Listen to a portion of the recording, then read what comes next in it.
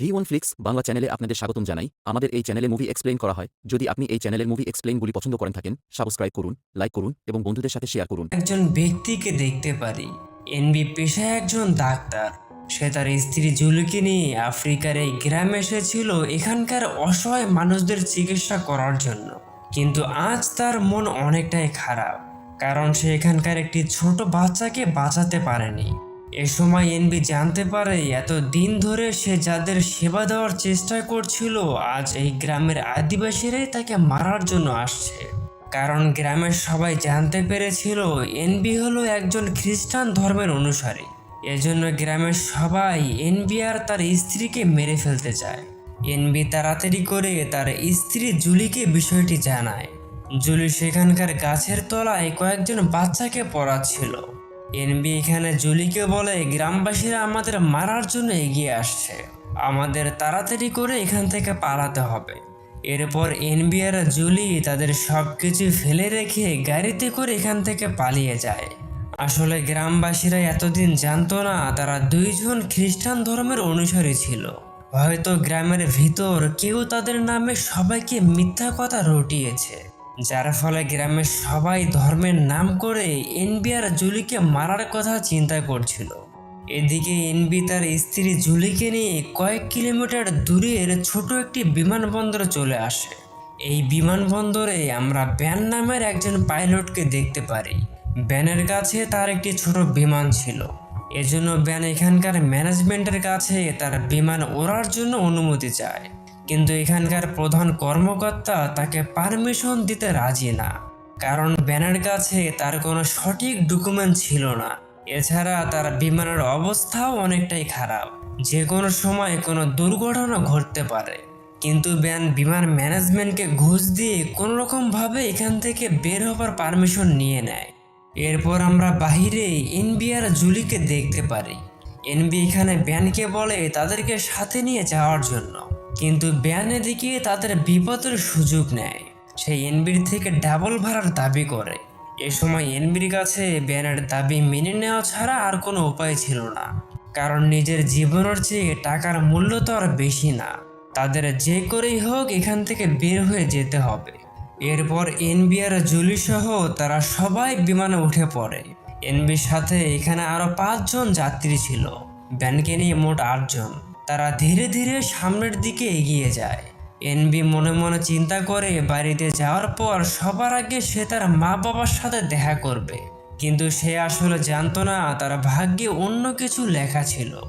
অনেকটা পথ পাড়ি দেওয়ার পর চারপাশের আবহাওয়া পরিবর্তন হতে শুরু করে। তাদের বিমানে বারবার বাতাসের ধাক্কা লাগছিল।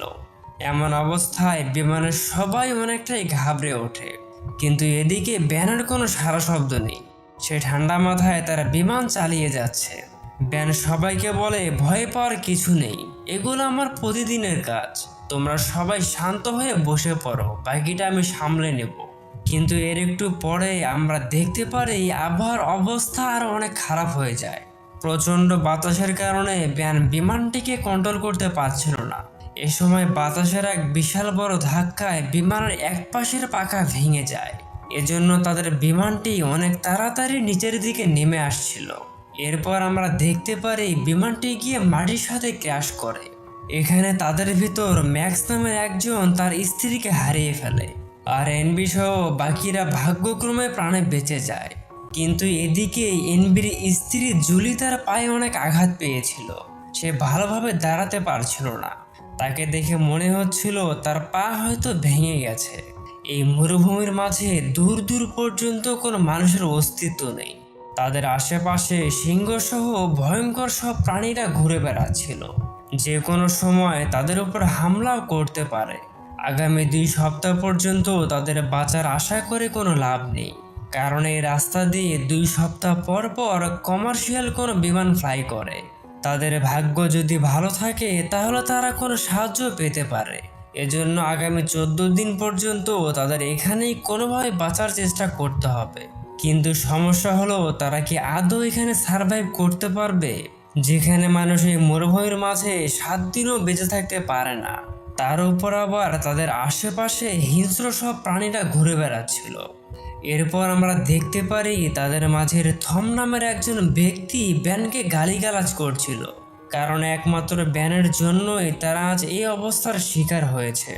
এনবি ব্যানকে বলে, তোমার বিমানের অবস্থা অনেকটাই খারাপ ছিল, তারপরেও তুমি আমাদের নিয়ে আসলে, এখন এর দায়ভার কে নিবে? কিন্তু ব্যান এখানে সবাইকে বোঝায় এই অবস্থায় নিজেদের মাঝে তর্ক করে কোনো লাভ নেই, আমাদের আগে বাঁচার কোনো রাস্তা খুঁজে বের করতে হবে। তাছাড়া আমরা এখন সাউথ আফ্রিকার মাঝ বরাবর অবস্থান করছি, আমাদের চারপাশে ভয়ঙ্কর ক্ষুধার্ত পশুরা ঘুরে বেড়াচ্ছে, যে কোনো সময় আমাদের উপর হামলাও করতে পারে। এজন্য সন্ধ্যা নেমে আসার আগেই আমাদের এখান থেকে বের হতে হবে।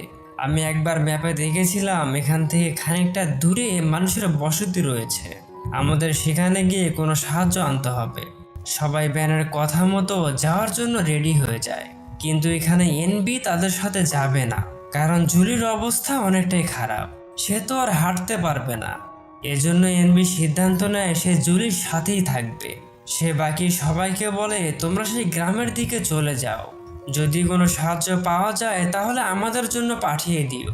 এখানে আমরা দেখতে পারি ব্যানের কাছে তার একটি বন্দুকও ছিল। থম ব্যানকে বলে, তোমার বন্দুকটি এদের দুইজনকে দিয়ে যাও, কারণ তারা দুইজন এখানে একা থাকবে। কিন্তু ব্যান তাকে সরাসরি না করে দেয়। সে থমকে বলে, সবার আগে আমি নিজে বাঁচতে চাই, কে বেঁচে থাকলো আর না থাকলো ওইসব আমার দেখার বিষয় না। এরপর তারা চারজন মরুভূমির ভেতর দিয়ে সামনের দিকে যাওয়া শুরু করে। অনেকটা পথ আসার পর ম্যাক্স ব্যানকে বলে, আমরা হয়তো ভুল দিকে যাচ্ছি, আমার মনে হচ্ছে আমাদের হয়তো অন্য দিকে যাওয়া দরকার। কিন্তু ব্যান এখানে তাদের কথায় কোনো পাত্তা দেয় না। সে সবাইকে বলে, আমি প্রতি সপ্তাহে এই রাস্তা দিয়ে বিমান নিয়ে যাই, এজন্য আমি ভালো মতোই জানি আমাদের কোন দিকে যেতে হবে। তুমি আমাকে বেশি জ্ঞান দিও না, আমার পেছনে আসলে আসো, না আসলে কোথায় যাবে চলে যাও। কোনো উপায় না পেয়ে তারা তিনজন আবারও ব্যানের পেছনে যাওয়া শুরু করে। এভাবে তারা অনেকটা পথ পাড়ি দিয়ে ফেলে, কিন্তু এতটা পথ পাড়ি দেওয়ার পরেও তাদের সামনে না ছিল কোনো মানুষ, না ছিল মানুষের কোনো অস্তিত্ব। মরুভূমির উত্তপ্ত বালি ছাড়া তাদের সামনে আর কিছুই দেখা যাচ্ছিল না। এমন অবস্থায় টনি নামের একজন ক্লান্ত হয়ে বালির মাঝেই শুয়ে পড়ে। এজন্য ব্যান তাকে খাওয়ার জন্য পানি দেয়। ব্যান তাদের বলে, আমাদের আরেকটু সামনে যেতে হবে, তাহলে আমরা সেই গ্রামকে খুঁজে পাবো। এরপর আবারও তারা সামনের দিকে এগিয়ে যাচ্ছিল। অনেকটা দূরে আসার পর তারা সেখানে থাকা একটি উঁচু জায়গায় গিয়ে দাঁড়ায়। ব্যানের পরিকল্পনা মোতাবেক এখান থেকে সেই গ্রামটিকে দেখা যাওয়ার কথা, কিন্তু তাদের সামনে অনেক দূর পর্যন্ত মরুভূমির উত্তপ্ত বালি ছাড়া আর কিছুই দেখা যাচ্ছিল না, যা দেখে সবাই অনেকটাই হতাশ হয়ে পড়ে। এখানে ম্যাক্সের ধারণাই ঠিক ছিল, তারা হয়তো ভুল কোনো রাস্তায় চলে এসেছে। এজন্য ম্যাক্স ব্যানের উপর অনেকটাই রেগে ওঠে। সে ব্যানকে বলে, আমি তোমাকে বারবার বলেছিলাম তুমি আমাদের ভুল রাস্তায় নিয়ে যাচ্ছ, কিন্তু হাজার বলার পরও তুমি আমার কোনো কথাই শোনোনি। ম্যাক্স এখানে ব্যানের উপরে এতটাই রেগে উঠেছিল, সে ব্যানের বন্দুক নিয়ে তাকে শ্যুট করার চেষ্টা করে, কিন্তু থম তাদের দুইজনকে আটকায়। সে সবাইকে বলে, আমাদের ভিতর এইভাবে লড়াই করে কোনো লাভ নেই, উল্টো আমরা আরো ক্লান্ত হয়ে পড়বো, এজন্য যা হয়েছে ভুলে যাও, চলো আমরা আবার বিমানের দিকে ফিরে যাই, কাল সকালে অন্য কোনো উপায় খুঁজে বের করা যাবে। এভাবে লড়াই করলে হয়তো আমাদের গায়ে ফিরে যাওয়ার মতো শক্তিটুকু আর থাকবে না। অপরদিকে আমরা বিমানের ভিতর এনবি আর জুলিকে দেখতে পারি। সে জুলির পাশে বসে তাকে পাহারা দিচ্ছিল। এ সময় এনবি তার আশেপাশে কিছু একটা শব্দ অনুভব করতে পারে। তার মনে হচ্ছিল হয়তো কেউ তাদের দিকে এগিয়ে আসছে। আসলে রক্তের গন্ধের কারণে এখানে থাকা সিংহ তাদের অবস্থান বুঝতে পেরেছিল, এজন্য ধীরে ধীরে সিংহটি তাদের দিকে এগিয়ে আসে। এমন সময় জুলি এনবিকে বলে, আমি তোমাকে অনেক ভালোবাসি, আমরা যদি এখান থেকে বাড়িতে ফিরতে পারি তাহলে সবার আগে আমরা একটি বাচ্চা নেব, আমি চাই আমাদের একটি পরিবার হোক। অপরদিকে আমরা ব্যান আর বাকিদের দেখতে পারি, যারা এখনও মরুভূমির মাঝে ঘুরে বেড়াচ্ছিল। এমন সময় ম্যাক্স সিদ্ধান্ত নেয় সে আজকে সেই গ্রামকে খুঁজে বের করবে, কিন্তু বাকিরা তার কথায় রাজি হয় না, কারণ একটু পর সন্ধ্যা নেমে আসবে আর রাস্তার মাঝে শিকারী পশুরা তাদের উপর হামলাও করতে পারে। কিন্তু ম্যাক্স এখানে তাদের কোনো কথা শুনতে রাজি না। সে একাই তার বন্দুক নিয়ে বেরিয়ে পড়ে। ম্যাক্স আসলে বুঝতেই পারছিল না সে নিজেই তার মৃত্যুকে ডেকে আনছিল। ম্যাক্স বাদে বাকি তিনজন তারা বিমানের দিকে যাত্রা করে। অনেকটা পথ পাড়ি দিয়ে সন্ধ্যা হওয়ার আগেই তারা বিমানের কাছে চলে আসে। কিন্তু এখানে আসলে তারা এনবি আর জুলিকে কোথাও দেখতে পাচ্ছিল না। বিমানের চারপাশে অনেক রক্তের দাগ লেগেছিল। রক্তগুলো দেখে মনে হচ্ছিল কাউকে হয়তো অনেক নৃশংসভাবে হত্যা করা হয়েছে। ব্যান এখানে বিমানের চারদিক ভালোভাবে ঘুরে দেখে। ঠিক তখনই পেছন থেকে তার উপর কেউ হামলা করে। আসলে হামলাকারী ছিল এনবি নিজে। সে ব্যানকে জোরে জোরে চিৎকার করে বলছিল, আজ তোমার জন্য আমি আমার স্ত্রীকে হারিয়ে ফেলেছি। তুমি যদি আমাকে বন্দুক দিতে তাহলে আমি জুলিকে বাঁচাতে পারতাম। এনবি এখানে ব্যানের গলা ধরে জোরে জোরে চাপ দেয়, যার ফলে ব্যান শ্বাস নিতে পারছিল না। এমন অবস্থায় থম ফ্লেয়ার গান শুট করে দুইজনকে আলাদা করে। এরপর আমরা দেখতে পারি অনেক সময় ধরে কেউ কারোর সাথে কথা বলছিল না। তবে এর মাঝে এক সময় ব্যান থমের কাছে আসে। সে থমকে বলে, আমার বিমানে একটি কেবিন রয়েছে যা লক করে রাখা যায়, কিন্তু সমস্যা হলো আমাদের ভিতর যে কোনো তিনজন সেখানে থাকতে পারবে, আর একজনকে আজকের রাত বাইরে কাটাতে হবে। এই বিষয় নিয়ে ব্যান আর থম এনবির কাছে আসে আলোচনা করার জন্য, কিন্তু এনবি উল্টো ব্যানকে বলে বাইরে থাকার জন্য। ব্যান তাদের বলে সে কোনোভাবেই বাইরে থাকবে না, কারণ বিমানটি তার নিজের। এই বিষয় নিয়ে তাদের মাঝে অনেকটাই ঝামেলা হয়। শেষ পর্যন্ত থম সিদ্ধান্ত নেয় তাদের মাঝে টস করা হবে, আর যে টসে জিতবে সে ভেতরে থাকতে পারবে। এরপর দেখা যায় টসে রবার্ট বাদে বাকি সবাই জিততে পারে। এর মানে হলো আজ রাত রবার্টকে বাইরে থাকতে হবে। এজন্য রবার্ট অনেকটাই ভয় পাচ্ছিল, কিন্তু এনবি তাকে ভরসা দেয়, তোমার কিছুই হবে না, তুমি কোনো চিন্তা করো না, ঈশ্বর তোমার সাথে আছে। এরপর রবার্ট বাদে বাকিরা কোনোরকম ভাবে কেবিনের ভেতর তাদের জায়গা করে নেয় আর ভেতর থেকে দরজা বন্ধ করে দেয়। এদিকে বাহিরে রবার্ট একা একা তার মৃত্যুর সময় গুনছিল। এখানে থম তাকে বলেছিল সারা রাত আগুন জ্বালিয়ে রাখতে, কারণ আগুন দেখলে পশুরা ভয় পাবে আর তার কাছে আসবে না। অপরদিকে আমরা ম্যাক্সকে দেখতে পারি, যে পাগলের মতো তার চারপাশে গুলি চালাচ্ছিল। তার মনে হচ্ছিল গুলি চালালে হয়তো পশুরা তার কাছে আসবে না, কিন্তু এমনটা হয় না। একটু পরে সেখানকার একটি সিংহ ম্যাক্সকে কাঁচাই চিবিয়ে খেয়ে ফেলে। এদিকে কেবিনের ভিতর কিছু সময় পার হবার পর এনবির টয়লেটে যাওয়ার প্রয়োজন পড়ে। এজন্য এনবি বাইরে আসে টয়লেট করার জন্য। যখন সে তার কাজ শেষ করে আবার ভেতরে যাচ্ছিল, তখনই তার সাথে একটি বিষাক্ত সাপ তাদের কেবিনে ঢুকে যায়। এদিকে বাইরে রবার্ট বারবার ঘুমের কারণে ঢুলে পড়ছিল। এরপর এক সময় দেখা যায় রবার্ট ঘুমিয়ে পড়ে, আর ঘুমের কারণে তার পাশে থাকা আগুন ধীরে ধীরে নিভতে শুরু করে, যার ফলে চারপাশে থাকা সব সিংহরা মিলে রবার্টের উপর হামলা করে। ভেতর থেকে জোরে জোরে রবার্টের চিৎকারের আওয়াজ শোনা যাচ্ছিল, কিন্তু তাদের কারো সাহস নেই দরজা খুলে বাইরে বের হবার। এর মাঝে থমের থেকে ভুল করে একবার দরজা খুলে যায়। দরজার বাইরে দেখা যাচ্ছিল রবার্টকে সিংহরা চিরে চিরে খাচ্ছে। এর মাঝের একটি সিংহ দরজার পিছনে থমকে দেখতে পারে। সিংহটি তাদের দিকে এগিয়ে আসছিল।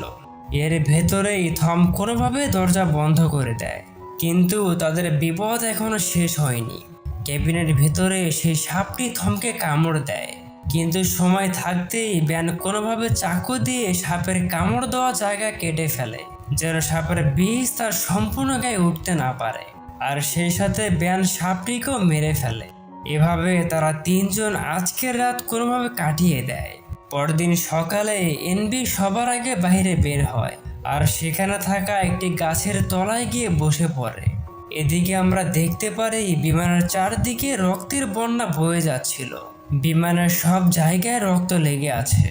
ব্যান এখানে এনবিকে বলে আমাদের তাড়াতাড়ি এখান থেকে অন্য কোথাও যেতে হবে, এখানকার অবস্থা অনেকটাই খারাপ। চারদিকে থাকা সিংহ যে কোনো সময় আবারও আমাদের উপর হামলা করতে পারে। তাছাড়া আমাদের কাছে কোনো খাবার পানি নেই, আমরা যদি এভাবে বসে থাকি তাহলে তা আর চলবে না। কিন্তু এদিকে এনবি তার বেঁচে থাকার আশা ছেড়ে দিয়েছিল। তার সম্পূর্ণ দুনিয়া যেন হঠাৎ করে থমকে গেছে। যাকে এনবি এত ভালোবাসতো আজ সে তাকে হারিয়ে ফেলেছে। এজন্য এনবি নিজেও আর বাঁচতে চায় না। অপরদিকে দেখা যায় ব্যান থমকে নিয়ে বাইরে আসে। থম এখন আর হাঁটতে পারছিল না, কারণ সাপের কামড়ে থমের এক পা অবশ হয়ে গেছে। এজন্য ব্যান থমকে একটি লাঠি দেয়, আর তারা আবারও ধীরে ধীরে সামনের দিকে এগিয়ে যাচ্ছিল। এমন সময় ব্যান দূরে একটি গাড়ি দেখতে পারে। সে চিৎকার করে এনবিকে বলে, আমরা এখন এখান থেকে বের হতে পারবো। আমাদের সামনে একটি গাড়ি দেখা যাচ্ছে। কিন্তু গাড়িটি কাছে আসলে দেখা যায় এরা আসলে ছিল সেই গ্রামের আদিবাসী, যেখান থেকে এনবি আর জুলি পালিয়েছিল।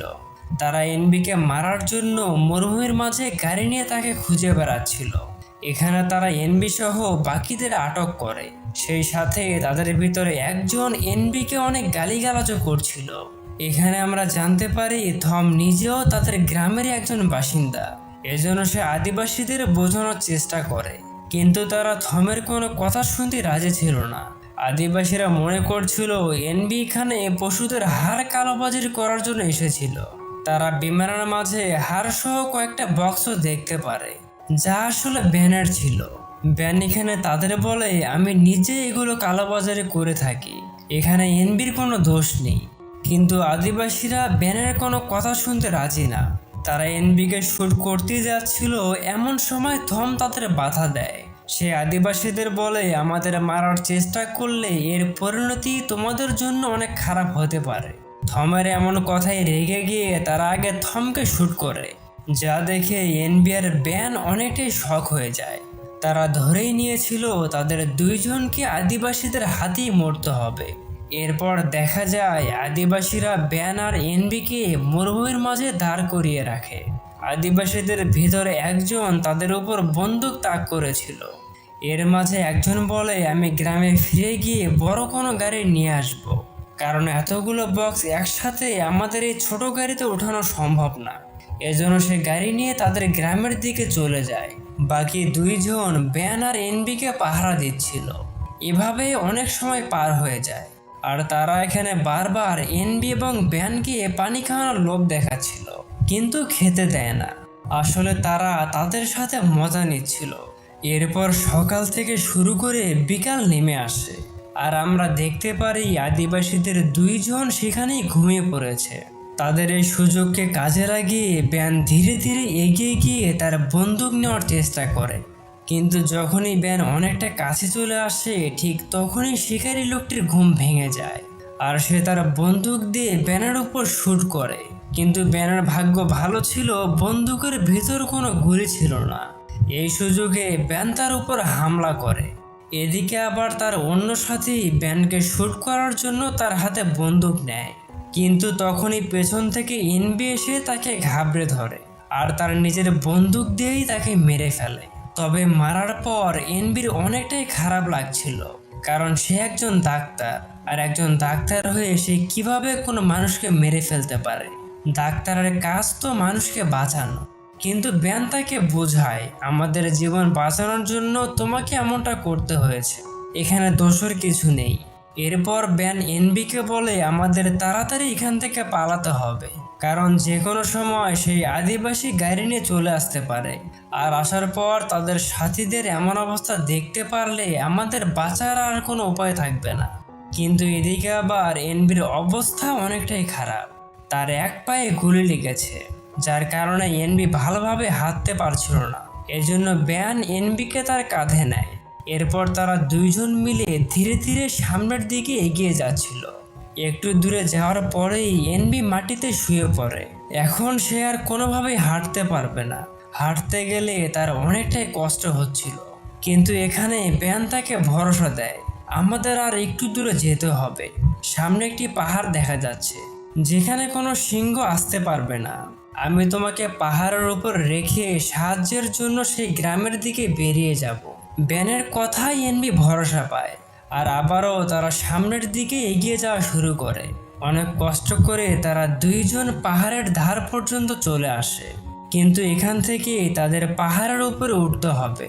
ব্যানের তো আর কোনো সমস্যা ছিল না, কিন্তু এদিকে এনবি তার হার স্বীকার করে নিয়েছে। তার গায়ে আর এক ফোঁটাও শক্তি নেই পাহাড়ে ওঠার জন্য। এ সময় ব্যান দেখতে পারে দূরে থেকে কয়েকটা সিংহ তাদের দিকে এগিয়ে আসছিল। এজন্য ব্যান পেছন থেকে ধাক্কা দিয়ে এনবিকে উপরে ওঠানোর চেষ্টা করে, কিন্তু এনবির হাত পিছলে গিয়ে সে আবারও নিচে পড়ে যায়। এদিকে আবার সিংহগুলো অনেক তাড়াতাড়ি তাদের দিকে এগিয়ে আসছিল। কোনো উপায় না পেয়ে ব্যান এবার নিজেই এনবিকে টেনে কোনো রকম করে উপরে নিয়ে আসে। পাহাড়ের উপর থেকে ব্যান দেখতে পারে দূরে আগুনের ধোঁয়া দেখা যাচ্ছিল। এর মানে শেষ পর্যন্ত সেই গ্রামকে তারা খুঁজে বের করে ফেলেছে। এজন্য ব্যান অনেকটাই খুশি হয়ে যায়, কারণ তারা দুইজন এখন এখান থেকে বের হতে পারবে। তবে তাদের জন্য এ কাজ এতটাও সহজ না। তাদের সামনে ক্ষুধার্ত সিংহরা ঘুরে বেড়াচ্ছে, আর এখান থেকে নিচে নামার চেষ্টা করলে নিমিষেই তাদেরকে খেয়ে ফেলবে। কিন্তু ব্যান সিদ্ধান্ত নেয় তাদের তো কিছু একটা করতে হবে। এভাবে বসে থাকলে তারা তো আর বেঁচে ফিরতে পারবে না। অনেকক্ষণ চিন্তা করার পর ব্যান সিদ্ধান্ত নেয় সে নিজে গ্রামের দিকে যাবে। কিন্তু এনবি তাকে এমনটা করতে বারণ করে, কারণ সে ভালোভাবেই জানতো ব্যান একবার নিচে নামলে আর ফিরে আসবে না। মরুভূমির সিংহরা তাকে নিমিষেই খেয়ে ফেলবে। এদিকে ব্যান সিদ্ধান্ত নিয়ে ফেলেছে সে যে করেই হোক যাবে, কারণ একমাত্র ব্যানের জন্যই তাদের সবার আজ এই অবস্থা। এজন্য ব্যান তার জীবনকে উৎসর্গ করে নিজের পাপের ভার থেকে মুক্ত হতে চায়। যাওয়ার আগে সে এনবিকে বলে, আমায় যদি সিংহরা খেয়ে ফেলে তুমি এই সুযোগে সেই গ্রামের দিকে পালিয়ে যাবে। আমি চাই তুমি যেন তোমার জীবনকে বাঁচাতে পারো, আর যদি পারো তাহলে আমাকে মাফ করে দিও। এরপর দেখা যায় ব্যান দৌড়ে সেই গ্রামের দিকে যাওয়ার চেষ্টা করছিল, কিন্তু রাস্তার মাঝেই সিংহরা তাকে থাবা দিয়ে ধরে ফেলে, আর তারা কয়েকজন মিলে ব্যানকে কাঁচাই চিবিয়ে খাচ্ছিল। দূরে থেকে এনবি ব্যানের চিৎকারের আওয়াজ শুনতে পাচ্ছিল, কিন্তু তার এখানে কিছুই করার নেই। ব্যানের কথা মতো পিছন দিক দিয়ে এনবি সেই গ্রামের দিকে পালিয়ে যায়, কিন্তু তার এক পায়ে ক্ষত থাকার কারণে এনবি ভালোভাবে হাঁটতে পারছিল না। তারপরেও সে খুঁড়ে খুঁড়ে সামনের দিকে এগিয়ে যাওয়ার চেষ্টা করে। খানিকটা দূরে আসার পর এনবি আর হাঁটতে পারছিল না। সে এখানেই মাটিতে শুয়ে পড়ে। তার মনে হচ্ছিল হয়তো ব্যানের মতো তাকেও এখানেই মরতে হবে।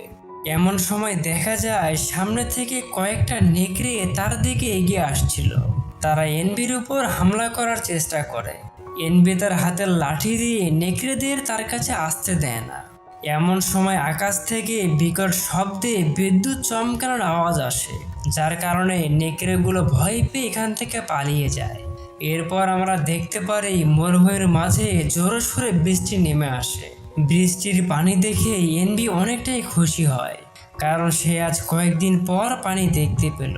কিন্তু এনবি এখনো উঠে দাঁড়াতে পারছিল না। তার পায়ের প্রচণ্ড ব্যথা তাকে বারবার হার মানতে বাধ্য করছিল। এনবি এবার সিদ্ধান্ত নিয়ে নেয় সে আর এখান থেকে কোথাও যাবে না। তার মৃত্যুকে সে তার চোখের সামনে দেখতে পাচ্ছিল।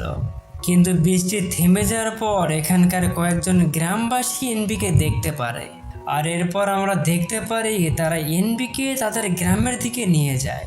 হাজারো কষ্ট এবং ত্যাগ স্বীকার করে শেষ পর্যন্ত এনবি তার জীবন বাঁচাতে পেরেছিল। আর এই দৃশ্যের মধ্য দিয়ে এই মুভিটি শেষ হয়ে। এই ভিডিওটি শেষ পর্যন্ত দেখার জন্য আপনাকে ধন্যবাদ। আর ভালো লাগলে লাইক করুন, সাবস্ক্রাইব করুন এবং বন্ধুদের সঙ্গে শেয়ার করুন। ধন্যবাদ।